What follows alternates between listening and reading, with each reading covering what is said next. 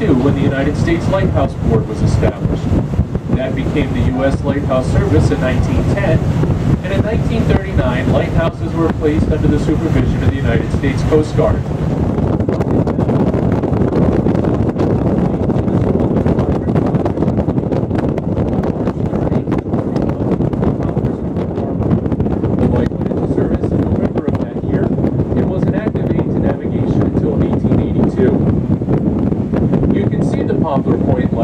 Directly ahead of us, sitting atop the bluff at the end of the breakwater.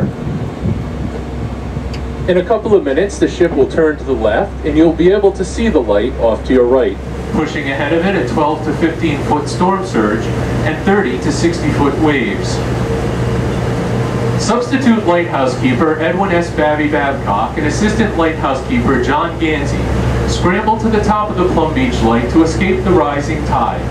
Ultimately, the two men found themselves in the fog bell chamber, which is the black cylindrical casement just beneath the light itself, surrounded by available here in the Ocean State, the proceeds from which go to the maintenance of the lighthouse.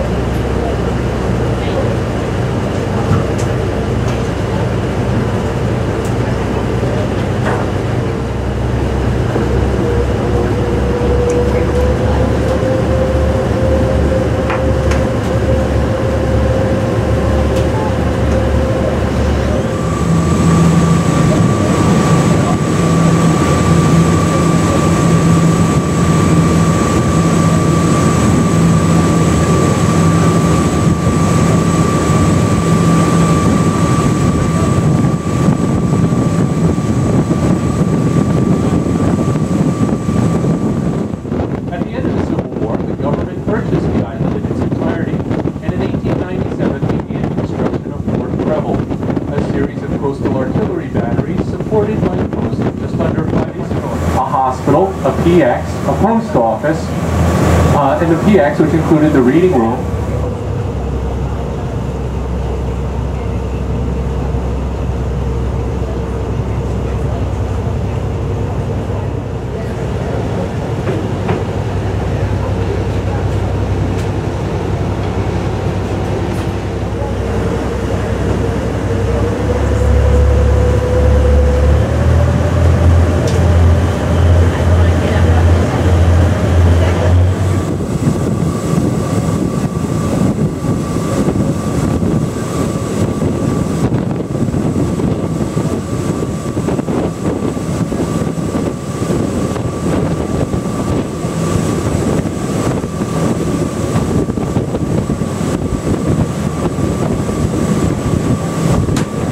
Stand today as a memorial to the bravery of the men and women of the United States Lighthouse Service.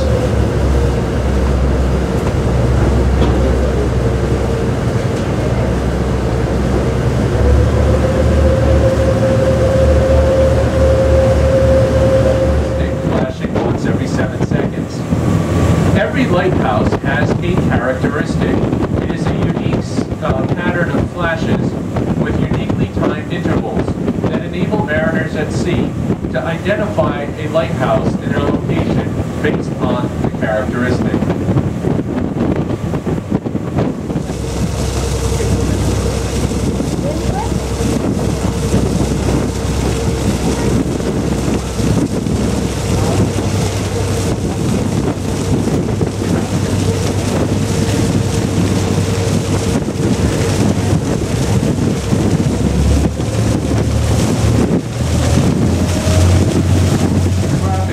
On Cape Cod. Agassiz was never particularly fond of the Castle Hill light.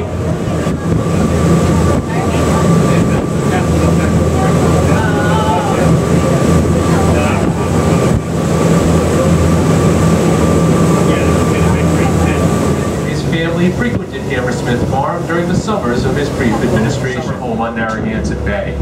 His first was seized by the U.S. government when it expanded Fort Wetherill on Jamestown. Enraged, Wharton was determined to build his next summer home on a place the government could never get its hands on it. Thus, he built his house on a rock in the bay.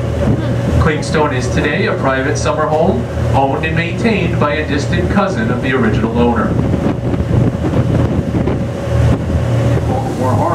In Fort Sumter in Charleston, South Carolina. Construction of Fort Adams began in 1824 under the supervision of French General Simon Bernard, one of Napoleon's chief military engineers. That construction continued intermittently until 1857. If you've ever had the pleasure of attending a Newport St. Patrick's Day parade and wondered what brought the Irish to Newport, well, it was the construction of Fort Adams.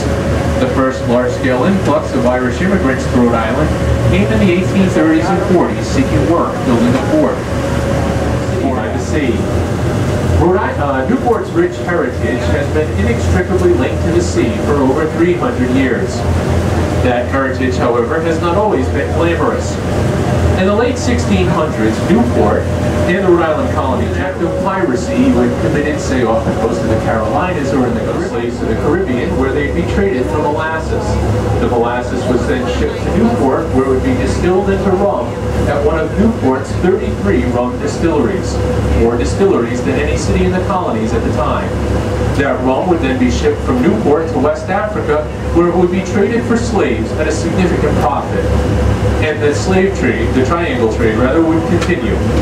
Though Rhode Island in 1774 was the first colony to ban the slave trade, Rhode Island merchants continued in the illegal trade well into the early 1800s. Newport also had a reputation as a hotbed of patriot sentiment during the American Revolution. Indeed, the first American colonist killed by British troops wasn't at the Boston Massacre in 1770, but at the Newport Massacre in 1768. The British occupied the city from 1776 until 1779, until they evacuated upon the arrival of a French invasion force. Though the Revolutionary War significantly diminished the vitality of Newport's merchant fleet, the city rebounded in the early 1800s as a summer resort destination. Advanced warning, because it can be a little hard to pinpoint, because at 13 feet tall, it was the smallest lighthouse in the United States. If you look off to your right, across the harbor, you can see a white house on the rocks with a grayish-green hipped roof and a small white chimney on top, with the American flag flying next to it. Смотри, чей-то корабль, Аврора называется. Newport has long maintained a cosmopolitan flair, and over the years has proudly boasted a number of firsts and onlys. The oldest operating lending library in the United States was built in Anchorage, Alaska in 1897. It was intended to ferry gold miners to the Alaska gold fields during the gold rush. Though it was converted into a tug, it was ultimately a working tug in Seattle in the Puget Sound. It was later converted into a private yacht.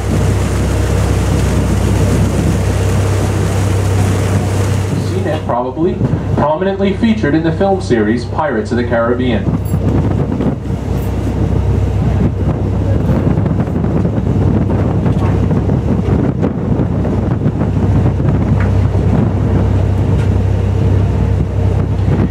As we make our way through Newport Harbor, running parallel to historic Thames Street, I'm going to point out one or two prominent features of the Newport skyline.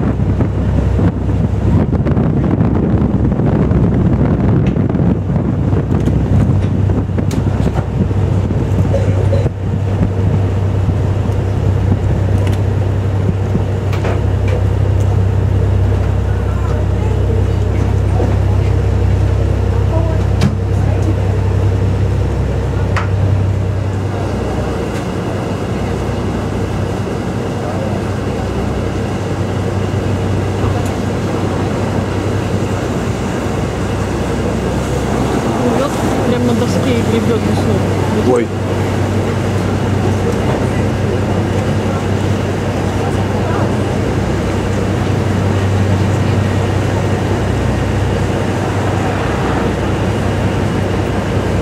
Это вот какие-то, видимо, экскурсии на байдарках. Ой, прикольно. А нормально. Маленькие между этими кораблями. Ну да, что-то опасно так между такими Не успеешь повернуться, капец тебе.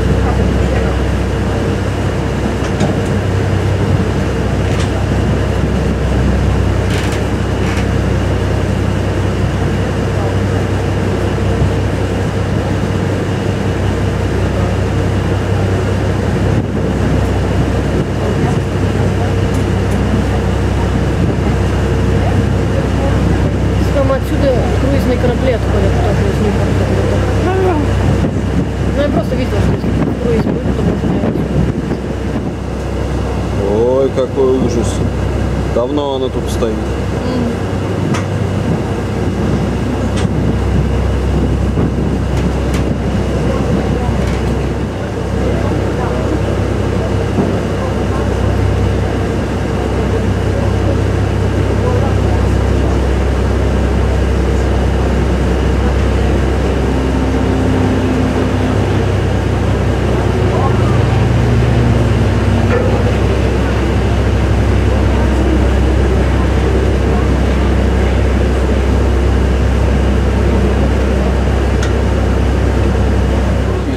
To behold when under full sail.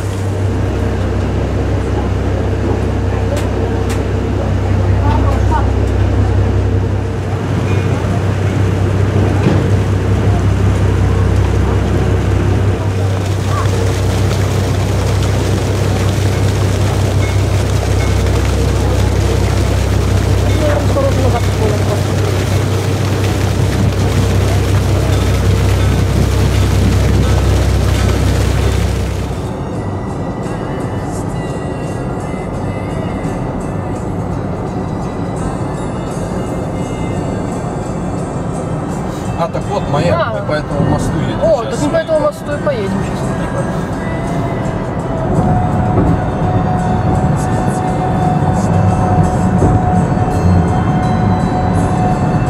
Маяк, правда, не видно. Вон он, вон. На камере. Сейчас мы, может, вот так вот. Не, он там, это же. Вон он. О, видно. Маяк.